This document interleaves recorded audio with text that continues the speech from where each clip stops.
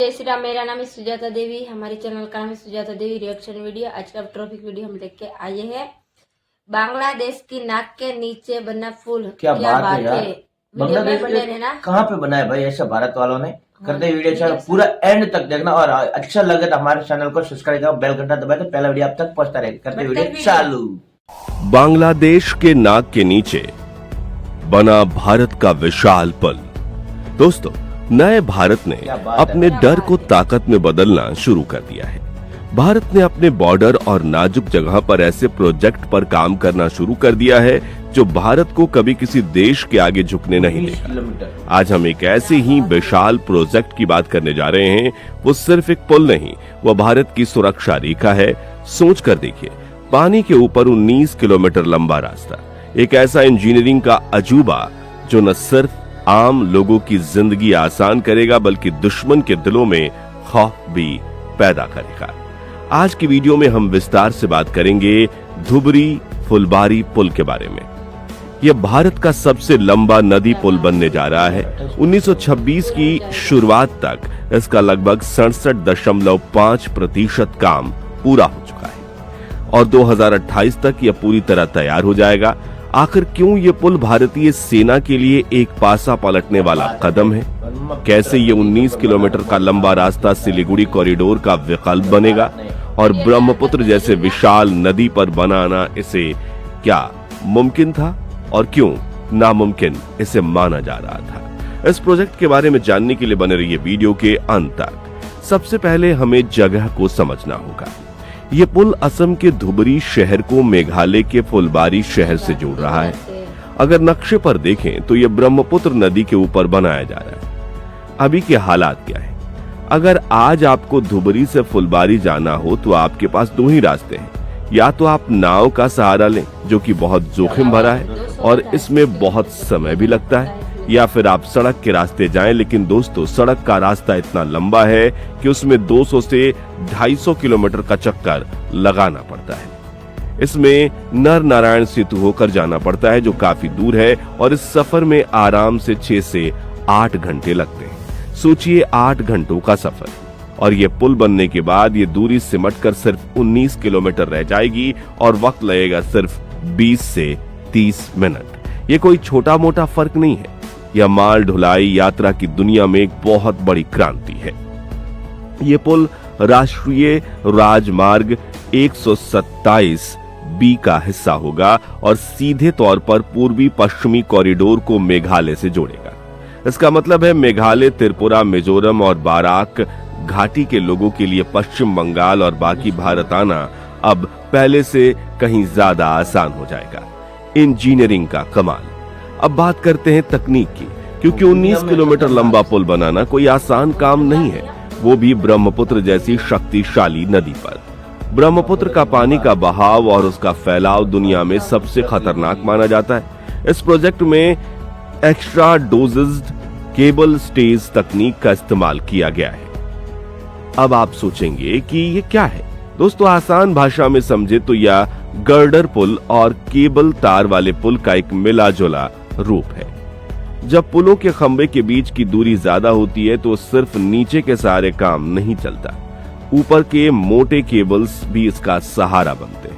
लेकिन पूरी तरह से केबल पुल बहुत महंगे होते हैं और उनके टावर बहुत ऊंचे होते हैं। इस नई तकनीक में टावर की ऊंचाई थोड़ी कम होगी और पुल को ज्यादा मजबूती मिलती है। चूंकि ब्रह्मपुत्र नदी अपनी दिशा बदलने के लिए मशहूर है और यहाँ भूकंप का भी खतरा रहता है, इसलिए इंजीनियर्स ने इस डिजाइन को चुना ताकि ये पुल अगले 100 सालों तक बिना किसी दिक्कत के खड़ा रहे।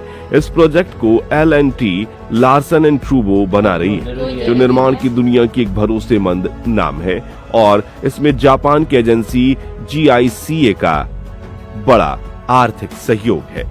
क्यों जरूरी है ये पुल? हम लोग अक्सर निर्माण कार्य को सिर्फ सुविधा की नजर से देखते हैं, लेकिन भारत सरकार के लिए यह पुल सुविधा से ज्यादा सुरक्षा का मामला है। हमें समझना होगा कि सिलीगुड़ी कॉरिडोर या चिकन नेक की कमजोरी को यह पश्चिम बंगाल में एक पतला सा रास्ता है जो मुख्य भारत को पूर्वोत्तर से जोड़ता है। चीन के साथ डोकलाम विवाद के बाद भारत रक्षा विशेषज्ञों को ये बात साफ हो गई थी कि अगर कभी युद्ध जैसे हालात बने तो दुश्मन सबसे पहले इस कॉरिडोर को निशाना बनाएगा। अगर ये रास्ता बंद हो गया तो हमारी सेना को अरुणाचल प्रदेश या असम की सीमा तक पहुंचने में बहुत दिक्कतें होंगी। इसी समस्या का समाधान है धुबरी फुलबारी पुल। पहला दूसरा रास्ता, यह पुल सिल्लीगुड़ी कॉरिडोर के नीचे यानी दक्षिण की तरफ एक नया रास्ता खोलता है। अगर ऊपर का रास्ता बंद भी हो जाए तो हमारे पास यह प्लान बी तैयार है। दूसरा, सेना की आवाजाही। भारतीय सेना की भारी टैंक, तोपें और जवान को एक जगह से दूसरी जगह ले जाने के लिए यह पुल डिजाइन किया गया है। जो काम पहले दिनों में होता था वो घंटों में हो सकता है। तीसरा, मजबूती। ब्रह्मपुत्र के उत्तरी किनारे पर ट्रैफिक और पहाड़ों की चुनौती रहती है। ये पुल दक्षिण किनारे की सक्रियता को बढ़ाएगा और जिसमें रसद और सामान की सप्लाई चेन कभी नहीं रुकेगी। इस पुल का बनना भारत की रणनीतिक आजादी का सबूत है। ये दिखाता है कि हम अपनी सीमाओं की सुरक्षा के लिए कितने गंभीर हैं। ये सिर्फ कंक्रीट का ढांचा नहीं बल्कि भारत का फौलादी इरादा है। कहां तक पहुंचा है ये प्रोजेक्ट? अब आपके मन में सवाल आ रहा होगा कि काम कहां तक पहुंचा। तो अभी हम सभी 2026 की शुरुआत में हैं और ताजा रिपोर्ट के मुताबिक इस प्रोजेक्ट का लगभग 67.5% काम पूरा हो चुका है। नदी के बीच में बड़े बड़े खंबे खड़े हो चुके हैं और पुल तक पहुंचने वाली सड़क पर तेजी से काम चल रहा है। निर्माण दिन रात चल रहा है क्योंकि लक्ष्य की तारीख है सितंबर 2028। हालांकि बीच में कुछ चुनौतियां जरूर आई थीं। 2019 महामारी के दौरान काम धीमा हुआ और ब्रह्मपुत्र में आने वाली हर साल की बाढ़ में निर्माण कार्य रुक गया। नदी का जलस्तर जब बढ़ जाता है तो तैरने वाली क्रेन और मशीनों को चलाना मुश्किल हो जाता है, लेकिन इन सब रुकावटों के बावजूद इंजीनियर्स और मजदूर की मेहनत रंग ला रही है। आज ये पुल आकार ले चुका है और हम सब दावे के साथ कह रहे हैं कि 2028 में हम सभी गाड़ी दौड़ा पाएंगे। स्थानीय लोगों को कैसे होगा फायदा? सुरक्षा के अलावा आम आदमी के लिए ये पुल किसी वरदान से कम नहीं है। आर्थिक नजरिए से देखें तो ये पूरा क्षेत्र बदल जाएगा। पहला, व्यापार। मेघालय जो अपने खनिजों और प्राकृतिक सुंदरता के लिए जाना जाता है, उसका सीधा संपर्क पश्चिम बंगाल और बिहार से हो जाएगा। ट्रक जो पहले घूम कर जाते थे अब सीधे जाएंगे। इससे माल लाने ले जाने का खर्चा कम होगा और चीजें सस्ती होंगी। दूसरा, अस्पताल और शिक्षा।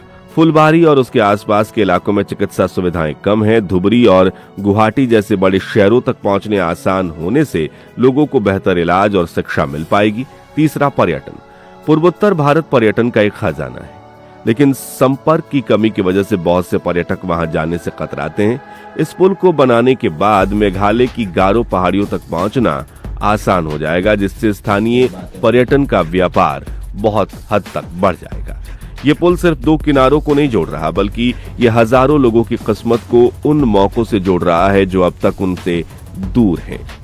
आपने ढोला सदिया पुल का नाम सुना होगा, जो अभी तक भारत की सबसे लंबी नदी पुल है, 9.15 किलोमीटर।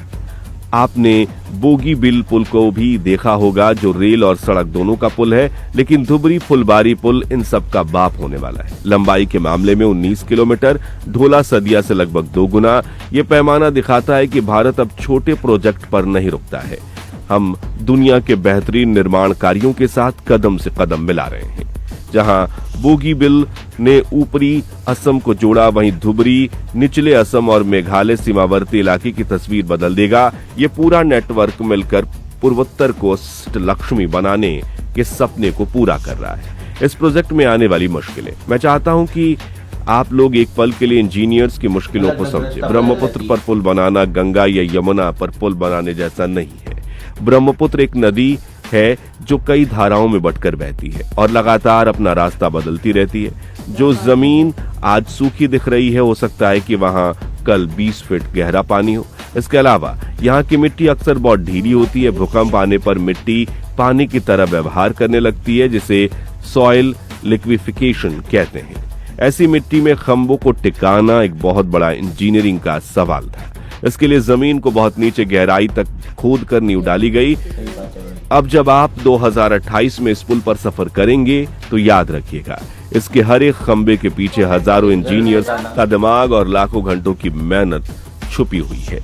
आपको क्या लगता है, क्या ये पुल पूर्वोत्तर की अर्थव्यवस्था को पूरी तरह बदल देगा। अपनी राय हमें कमेंट्स में जरूर बताएं। अगर आपको ये जानकारी पसंद आई हो और आपको भी भारत के इस तरक्की पर गर्व महसूस हुआ तो इस वीडियो को लाइक करें, अपने दोस्तों के साथ शेयर करें और ऐसी जानकारीपूर्ण वीडियो के लिए चैनल से जुड़ना ना भूलें। मिलते हैं अगली वीडियो में, तब तक के लिए जय हिंद, जय भारत। ठीक है ना। हर जगह पे जहाँ भी नहीं इंसान पहुंच पाता था, डर लगता था, वहां पे हर एकदम बेझिझक कर जाते हैं। बेफिक्र और होते हाँ, हैं।